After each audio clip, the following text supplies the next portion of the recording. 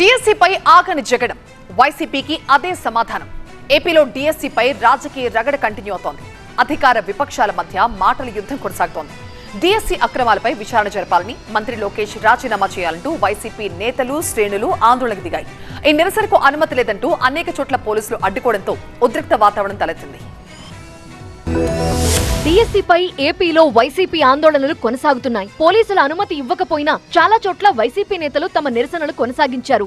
దీంతో ఎక్కడికక్కడ వైసీపీ శ్రేణుల్ని పోలీసులు అడ్డుకున్నారు. తాడిపత్రిలో మాజీ ఎమ్మెల్యే కేతిరెడ్డిని పోలీసులు అడ్డుకున్నారు. రాజమండ్రిలో భరత్, జక్కంపూడి రాజాని హౌస్ అరెస్ట్ చేశారు. గుడివాడలో కొడాలి నానిని హౌస్ అరెస్ట్ చేశారు. గన్నవరంలో వల్లభనేని వంశీ ర్యాలీ నిర్వహించేందుకు ప్రయత్నించగా పోలీసులు అడ్డుకున్నారు. తిరుపతిలో వైసీపీ చేపట్టిన ర్యాలీలో భూమన, ఇతర నేతలు పాల్గొన్నారు. గుంటూరులో వైసీపీ నిర్వహించిన ర్యాలీలో అంబటి రాంబాబు, వేణుగోపాల్ రెడ్డి సహా పలువురు నేతలు పాల్గొన్నారు.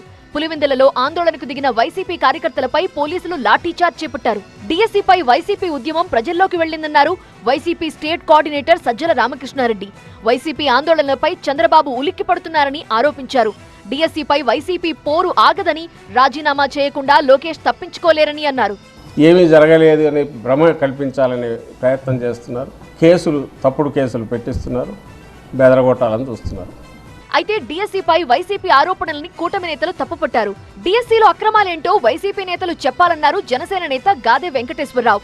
వైసీపీ ఆందోళనల్లో డిఎస్సీ అభ్యర్థులు ఎవరూ లేరన్నారు. పార్టీ కార్యకర్తలనే డిఎస్సీ అభ్యర్థులుగా చూపుతున్నారని అన్నారు. డిఎస్సీ నియామకాల్లో అక్రమాలు జరగలేదన్నారు టీడీపీ ఎమ్మెల్యే బోండా ఉమా. పారదర్శకంగానే ఉపాధ్యాయ ఉద్యోగాల భర్తీ జరిగిందన్నారు. డిఎస్సీపై వైసీపీ చేస్తున్న ఆరోపణలపై చర్చకు సిద్ధమన్నారు.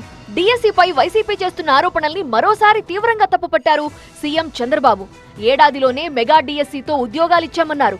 డిఎస్సీ నిర్వహించిన ఏడాది తరువాత రాజకీయం చేస్తున్నారని అన్నారు. ఉద్యోగాలు వచ్చిన వారే వైసీపీకి సమాధానం చెప్పారని అన్నారు.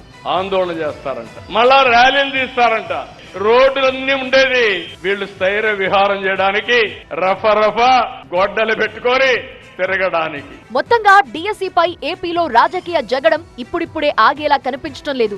ఈ అంశాన్ని బలంగా ప్రజల్లోకి తీసుకువెళ్లగలుగుతున్నామని వైసీపీ చెబుతోంటే, విపక్షానిది రాజకీయం తప్ప మరొకటి కాదంటూ అధికార కూటమి కౌంటర్ ఇస్తోంది.